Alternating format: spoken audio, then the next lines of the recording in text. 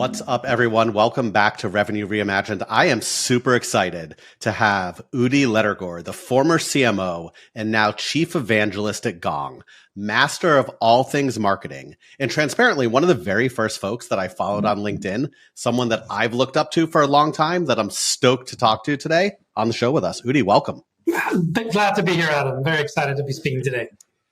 Udi, thanks for joining us. We really appreciate it. So we are a podcast called Revenue Reimagined, and so we'll start with a little controversy. You're mostly in the marketing role, and as we'll talk about with the evangelist role, an extension of marketing. If you had to leave that role, what other role within the revenue function would you go into? You know, after a couple of drinks, I would consider taking on a broader go-to-market leadership role like the CRO or COO or president type role at the right company.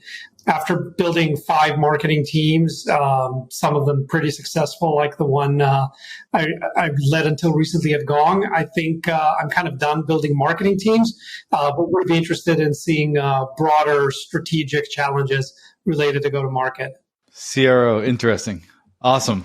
Listen, I love it. As a former CRO, I think that when you look at, the CRO role and how it ties in, most CROs, as you know, typically have that sales background, right? They come from sales. I think it's a unique perspective when you have someone with that marketing background. And that's actually, I think, a great place to start. Like when we look at kind of revenue and who's leading the revenue function, it's broken, right? Like there's not a lot of companies that are doing it right. Some companies have a great brand. They have horrible sales. Some companies have a great sales team, but they can't get that brand right. You have, been part of building an empire. What you guys have done differently and how you think other companies can learn from that. I think one of the secrets of Gong's success, and not many people know this, but our CEO, Amit Bendov, he was a career marketer for most of his career before he started Gong. And I've had the privilege of working with him on and off at 3 different companies over the last 25 years. So if you do the math, we were clearly teenagers when we started. He had the foresight to bring me on board as employee number 13 at Gong a full year before we hired our first VP of sales. And the reason he did that was he wanted to start creating pipeline and brand awareness and everything that marketing can create for a company well before he built a sales team and asked them to go sell. And I think most companies do that backwards. They first bring sales, then they see sales getting stuck, which inevitably happens because they don't have enough pipeline and nobody's heard about them and cold calling sucks for both sides. And then they're like, oh, okay, shoot, we probably do need marketing. Let's quickly go build something. And then they bring marketing, and then marketing is expected to do maybe too much in too little time with too few resources, and then they inevitably fail. And then they get into this vicious cycle, which we were able to overcome at Gong by doing it the right way. Very interesting. So, and I bet you'd say the optimal way is actually raising them both up together, right? The tides raise all seas. And so one of the things I've worked in several startup organizations is the challenge becomes exactly what you're saying. Like we're running sales. I think of marketing as like the 30,000 foot view, giving air cover, awareness, especially in the startup world where the salespeople are like, hand to hand combat. Like they're kind of getting in the mix. But then what ends up happening if you don't bring them up together with the same philosophical space of the leaders in both of those, the information doesn't flow back through. Like, hey, these leads may not be the best for us, or hey, this is really good. Like, keep bringing me more of these. How do you think? What's the best way for that to work better together? Like, how can we work better together and then extend that into customer success now? Because we're seeing in customer success, expansion is a big key. Absolutely. So there's at least 3 issues that you raised to unpack there. Let's try and tackle them one by one. One of them is the timing of the hiring and the building of the different function. The other is sales and marketing alignment. And the third is how customer success fits in. So I'll start with the first one, which is when to bring them in, because it kind of touches on what we talked about earlier. It's a fact of life that if you want pipeline created, you need to have started to create it before today. If you want pipeline for today, if you want to close a deal today, you need to to have created that pipeline before today.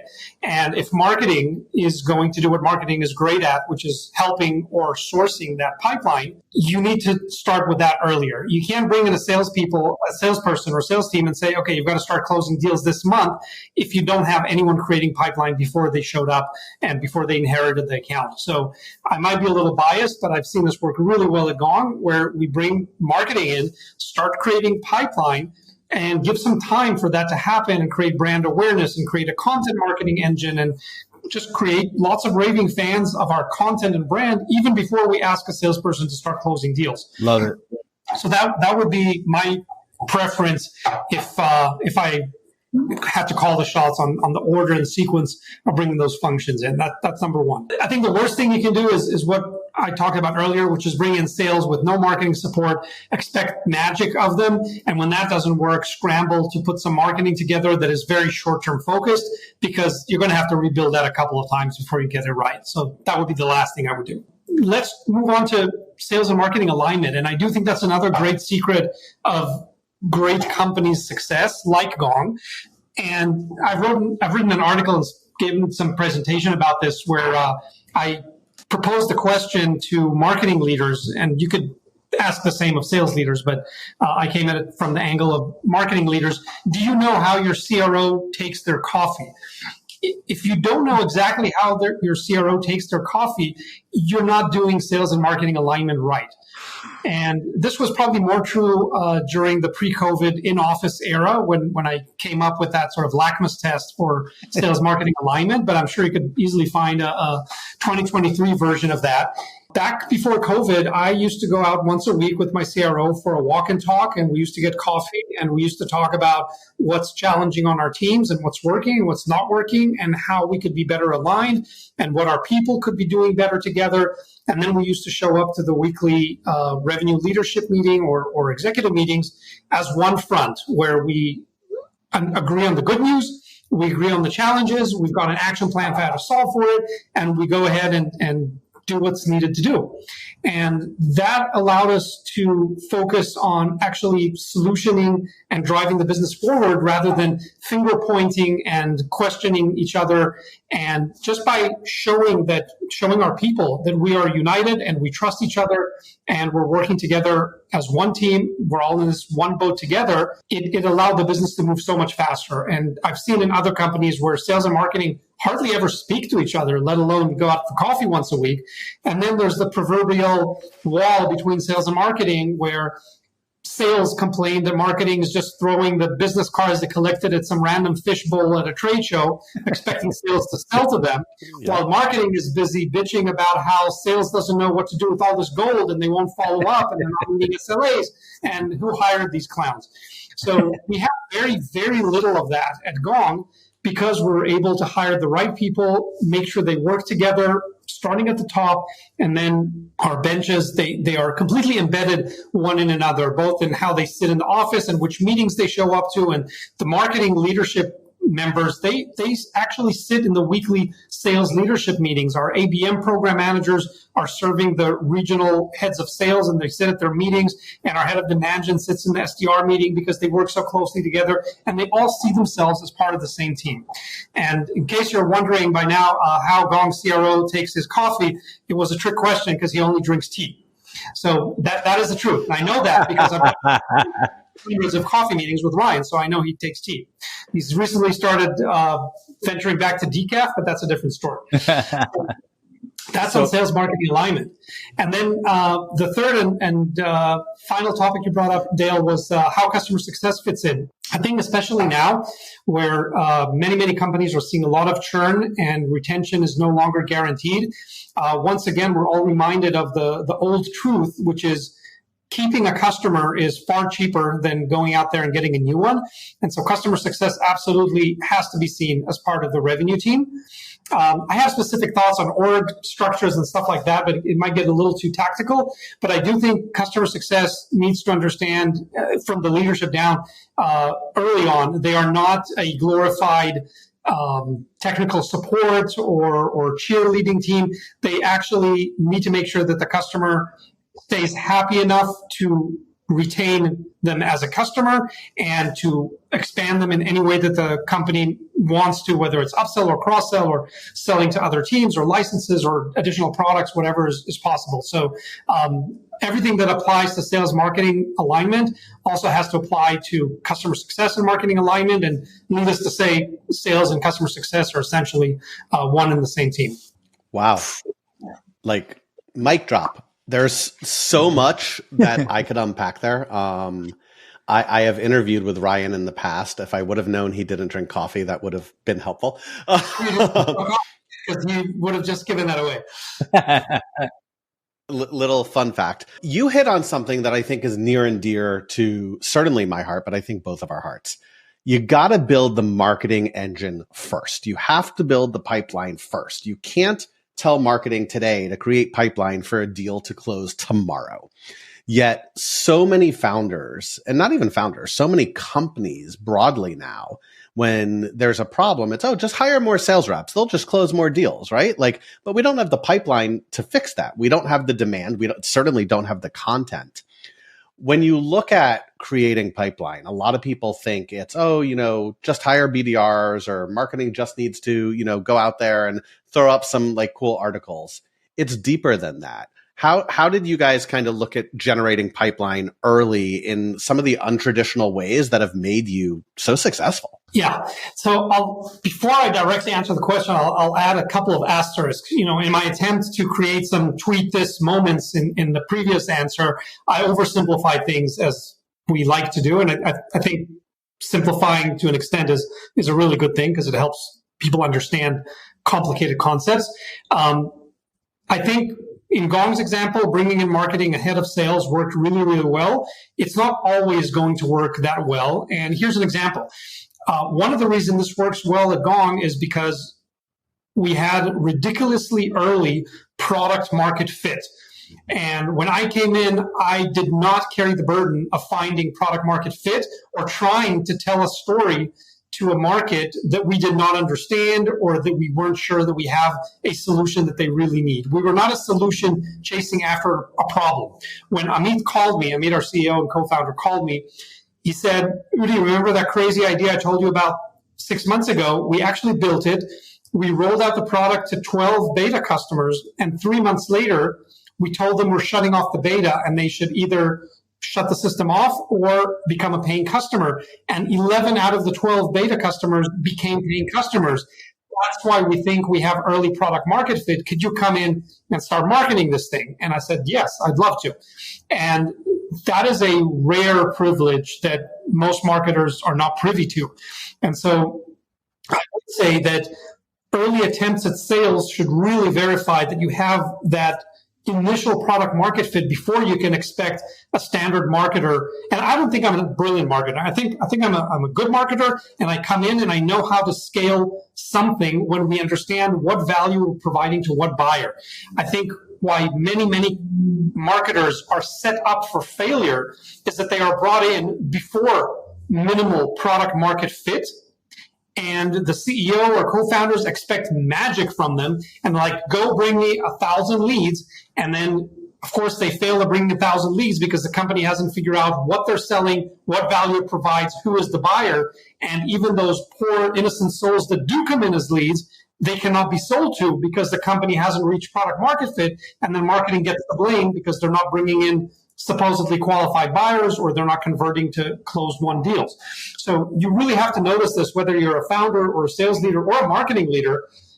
Don't set yourself up for failure by coming in unless you know how to solve for product market fit. And some marketers come with a strong product background. I myself was a product manager for 5 years before I shifted full-time into marketing, but I still would not take on myself right now in a marketing capacity role the ungrateful task of reaching product market fit. If that's not what you're signing up for, make sure you understand that they have the minimal product market fit that you need to be able to tell a story that can generate meaningful pipeline and convert into sales. So that's a really important asterisk that I needed to add.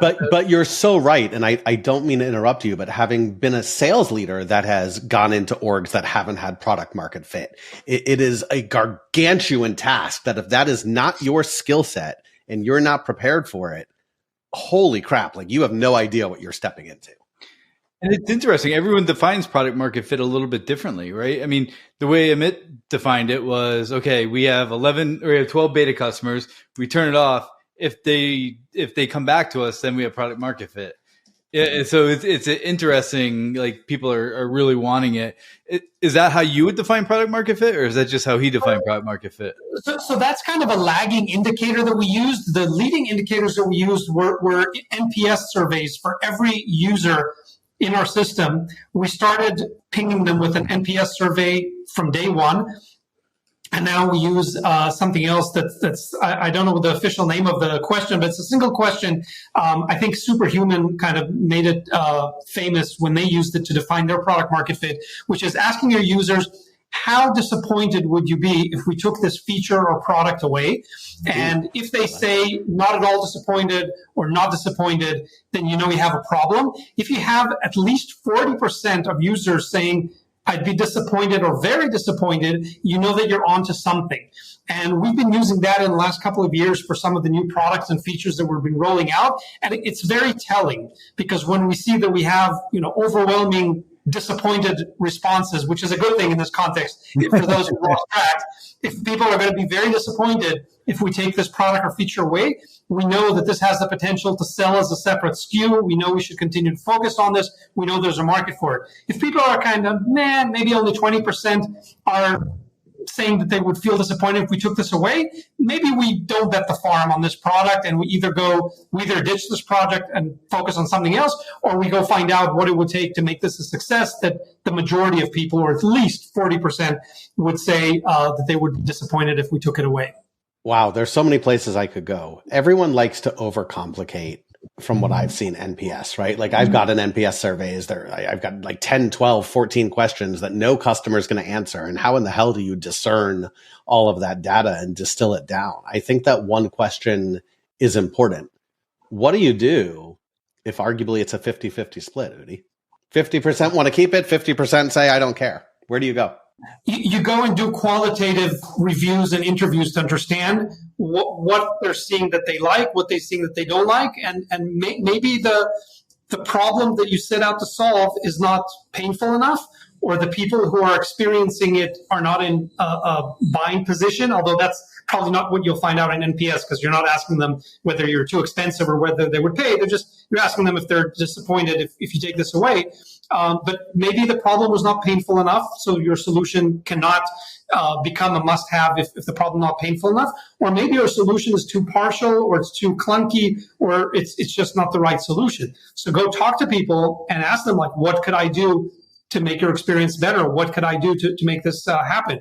When we run our NPS surveys to this day, for those unfamiliar with NPS surveys, basically asking someone how likely you are to recommend Gong to a friend, and we ask them for an answer between 0 and 10, if I remember correctly. And if they answer 9 or a 10, we say thank you so much, and we might ask them to go write a review on G2 or somewhere else. But any answer that we get that's an 8 or below, two things happen. One, we ask them a second question, which we stopped asking the 9s or 10s, because by now, we don't learn a lot from those who are raving fans. We know they love the product, and we have a pretty good idea why they love it. But if they answered an 8 or below, and we consider 8 neutral and 7 and below are detractors, not promoters, we ask them, what could we be doing to make your experience better? And that's where we get a lot of really meaningful comments. And every one of those people can expect to get a call or email from their customer success manager looking for ways to help them. I still get a weekly report. For the last 7 years, I've been getting the weekly report of our NPS surveys, and you can easily see the theme. So many years ago, the theme was the transcription was not good enough, so we made that better. And then there was some missing integration, so we built those integrations. And now it's just random or not random problems that we see showing up, like someone might not find something easily enough in our menus. So when we see that coming from 20 customers, you've got to go fix that. So you've got to seek out that feedback and not just assume that no news is good news, because that is absolutely not the case with product. If you're not hearing anything back from your customers, it's not because they're raving fans. It's because they're not using it. And once you start asking, you will find out what's wrong and what they want you to improve. That's so true. We talked a lot about a lot of successes. I'm curious, what's a failure that you've had, but it's gave you learnings to generate big amounts of revenue on the backside of it? So, we've had successes and failures. I usually find that some of the failures I have are better learning experiences than the successes, because it makes you really think, how can I tweak that? How can I make it better? What's one of those times that you've had that you're like, didn't work out so well, but in the long run it did? So I won't dodge the question. I will say that we have not had what anyone at Gong would consider a dramatic or colossal failure. We never launched a product that didn't succeed or do something that completely caused us to mess up. And some of it has been luck. A lot of it has been having the right people in the decision-making seats who usually make good decisions. And that's allowed us to move faster than our competitors and just become the successful company that we are today. So overall, if you have the right people in the right seats, you're probably going to make fewer mistakes than companies who don't. So that's maybe a recommendation, but get the best people in those seats that you can. We have seen tactical things happen where things like, when do you release something? There's an old saying that if you wait until you're not embarrassed by the product you're releasing, then you released it too late.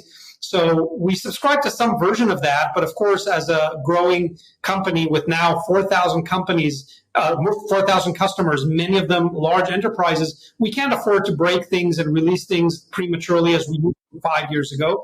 So obviously, we're going to wait a little bit longer, but we are not in a vacuum. We're in a competitive market where customers have other choices, and we need to provide them value as quickly as possible. So sometimes we'll release things, and it might have been a little prematurely, and then we'll do a post-mortem analysis, and we'll see what other criteria could we have introduced, what more testing we could have done. That will not take forever, because we're not looking for perfection, but we're looking to meet that minimum viable product that is worthy of general availability. So that's something that we've seen happen. Then in the marketing world, we've definitely do a lot of experiments. I mean, our approach not only tolerates but encourages and requires a lot of experimentation, and that means trial and error, and that means lots of errors. And when we put out content pieces or events or anything that we do, or advertising, you name it, a lot of those are going to be duds. I mean that they don't get the number of downloads that we expect. They don't drive the amount of pipeline that we expected. And we try to learn, okay, is this a topic that is not as interesting as the thought would be? Maybe it was interesting 3 months ago, but by the time we got it out there, people had moved on to something else. What can we learn from this? And we've got many tactical examples for that. And the trick is really to come with open eyes, encourage the team to give an honest review of what worked, what didn't work, why we think it didn't work, and what are we going to do, or what did we learn about it for next time, and then just encourage them to go on with the next experiment. Other teams might have a culture that doesn't encourage experimentation and failure, and then when everyone is so concerned about their jobs and success, and they feel that everything they do has to be a winning success, what actually happens is that they slow down and take very few risks, and now they want to work everything ad nauseum to perfection, which means instead of putting out a new piece every week, you're putting a piece out every 3 months or 6 months. It'll probably perform well, but if you could put out a piece every week and 2 out of 3 failed, you'd still be driving more revenue and more success than waiting 3 months to put out the next piece. Well, you guys swing for the fences with some of your ads, so yeah, I mean, we try to experiment and try to put out things that look like they don't belong, because those typically grab more attention. And if they're interesting and relevant, they'll also keep that attention and drive conversions. So absolutely, we consistently find that if you look at what everyone's doing on a network and then you kind of do the opposite, those are usually going to grab attention a lot more. Like if you remember a few years ago when everything on LinkedIn looked very polished and professional and done in studios, we started posting just videos that you could take on your phone, and they looked like they belong on a TikTok or a Facebook or somewhere else. But when people saw them on LinkedIn, like, oh, this is refreshing. This looks something authentic that someone just did because they've got an interesting message, and they didn't need to cover it up with a polished video production, which is just going to be another sort of obvious marketing video. So try to stand out rather than blend in. That usually works better. So that ties me into, in the last few minutes, the role of evangelism in marketing, right? And standing out. And I think there's a few companies that are starting to take this on, and they have like, oh, we have evangelists. And I think having an evangelist is very different than evangelism. I'd love to know kind of your takes on what's real evangelism and how does it partner with marketing to kind of shake things up? So evangelism, and you can find many, many definitions out there if you Google it, but my view is that if you can get people truly excited about what the company stands for, not just the latest version 3.0.5, but what the company actually stands for, what teams they're helping do something better, or what problem they're making go away. If you can get people genuinely excited about that, you have a wave of evangelism. It reminds me of a great definition I read years ago when we were creating the revenue intelligence category and we were researching what it takes to build a great category and movement. One of my favorite definitions of movement was, it's a movement if it keeps moving once you let go. If you need to keep pushing it, that's not movement. And I think that's very similar to how I look at evangelism. Evangelism is when we are able to create truly raving fans that talk about Gong, whether or not I'm incentivizing them directly, whether or not they're even using the product. I can't tell you how many times I've heard from people, oh, I'm a huge Gong fan, even before they ever started using the product, because they've attended our events, they've read our content, they've gotten a ton of value, they get the vibe and the energy that we put out there every day, and they're like, I want to be part of that. I can get behind that. That is evangelism. That is a movement. And that's what we're trying to do. And I've been doing it almost for 7 years as the Chief Marketing Officer at Gong, and more recently as a full-time Chief Evangelist. We've got an awesome new CMO now who's taking the marketing team and efforts to the next stage where they need to go. And I get to focus full-time on this beautiful patch of evangelism, working with industry influencers, with our internal Gongsters, with our customers, with partners like you, and spreading the good Gong gospel out there. So, as with most guests on our podcast, Udi has been very grateful and gracious to provide one of our listeners with a session with you, a marketing session, to have some time with you to talk about strategy. This would be really great for any of the founders out there, some heads of sales that want to get a marketing perspective on how things are running. So I'm putting my name in the drawing. You're not allowed to. We're automatically disqualified. And to get it, just subscribe to the newsletter. Take a look. We pick people at random. And but we really appreciate Udi giving us some of that stuff, and we will start wrapping this up with some rapid fire questions. We got a couple of rapid fire questions for you. All right, Udi, what song would best describe your revenue strategy? Change the World, Eric Clapton from Phenomenon. Nice. I love it. If you had a crystal ball, what one revenue trend or strategy would you predict would take center stage in the next 12 to 18 months? Oh, that's easy. AI, of course, specifically generative AI. It's way past the buzzword. It's actually real now, and it's in products, and many of our customers are already using it as part of Gong's latest product offering. That's absolutely going to change the way sales, marketing, CS, everyone does their work. All of us, our jobs are going to look completely different in 3 years from now, thanks to generative AI. Cool. I agree with you. I'm going to skip the question that we normally ask about whether you should focus on customer retention or customer acquisition, because I think we addressed that earlier. But what is one lesser known tip or tactic, not wildly known out there, but something lesser known that would make a huge difference, a surprising difference in someone's revenue outcomes? Learning how to mobilize your entire employee base as free marketing. This is something we did when we had only 12 engineers with a network of their closest relatives on LinkedIn, and we're still doing it now when we have 1,200 employees with hundreds of thousands of people in their networks. It is so effective. I could never afford the publicity that I get from mobilizing 1,200 Gongsters. In our recent launch of Gong Engage, our new AI-driven approach to sales engagement, we had almost 1,000 Gongsters spread the news and share the excitement and either write something personal or share something that marketing prepared for them. And I could never afford that sort of publicity. And I'm still in wonder and awe why more companies don't do this and drive their entire employee base to share a big moment of news for the company. Why would you not do that? You all pioneered it. Like see it all the time. Like I've known Sarah forever. I've known a few other Gongsters forever. And like one person, it's not just one person who posts, it is hundreds, if not 1,000 people that are posting.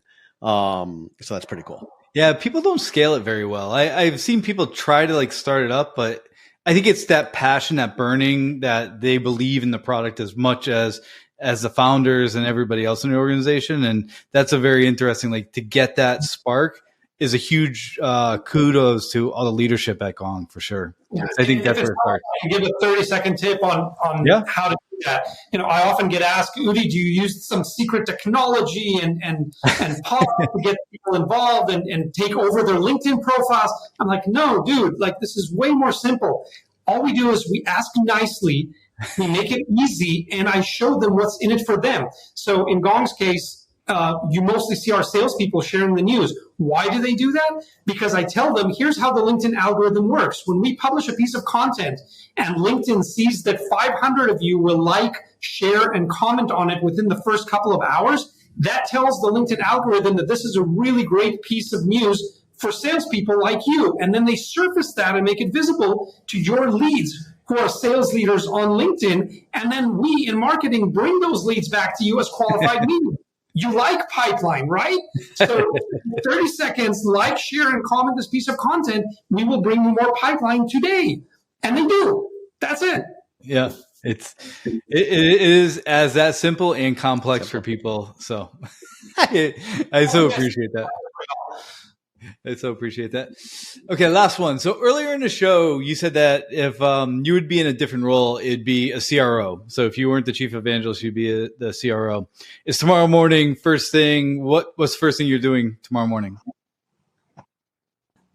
Making sure that I have the right product that I can go to market with, because as a go-to-market leader, I cannot fix or create product market fit. That's really the most critical thing. I mean, you can't get started with go-to-market in a meaningful way until you have that product market fit. And I don't want this to sound like I'm complaining. It's the opposite. I'm giving a ton of credit to Gong's product team who got us this ridiculously early product market fit that allowed our go-to-market motion to be successful almost from day one. Yeah. So once we have that, figuring out who is our easiest audience to go to. It doesn't have to be the biggest one. It doesn't have to be the one with the most potential, but who's the audience that stands to get the most value from us from day one, and go full force ahead to get to that small pond and knock down that bowling pin first, and then move to the next one next to it, and then to the next one next to it. So focusing on a small audience where we can quickly become that big fish in the small pond. And if all these analogies are sounding familiar, many of them are from Jeffrey Moore's Crossing the Chasm. Yeah. And once you establish yourself as a big fish in one small pond, you can move on to the next one and next one until you can finally boil the ocean. But I wouldn't start from there. And it's the one thing you said, I just want to say that I don't think enough revenue go-to-market leaders think about is injecting product into the revenue cycle. Like, too many people like think of it as a side piece instead of like that is the main piece that people are using the product, and getting that feedback in and getting that feedback loop is super important for product market fit. So I appreciate that a lot. Absolutely. I mean, I just read a post from someone, a respected leader in the sales community today on LinkedIn, saying that actually it was Jason Lemkin from SaaStr. He wrote today that he's seen many sales leaders and salespeople fail because they didn't have a deep enough understanding of the product they were selling. And you could get away with that for a short while, a couple of years ago, when products were practically selling themselves, but that's no longer the case. We're back to a sort of normal status quo now. And a good go-to-market team will deeply understand their buyers and the problems that they have and what they need to make their jobs better, and equally understand the product that they're offering and how that directly maps to those needs and challenges that their marketers are having. And so once you truly understand the problem that you're solving and how your product solves that problem, then you can build a really successful go-to-market team. I absolutely love it. You have dropped so much knowledge. I do have one more question. How do you take your coffee? I drink single espresso several times a day, no sugar, no cream, nothing in it. Note to self. I am not the same. I need more sugar than you can think about. Udi, thank you so much for being so gracious with your time. Where can people find you? What's the best way to engage with you? It's your time to pitch whatever you'd like.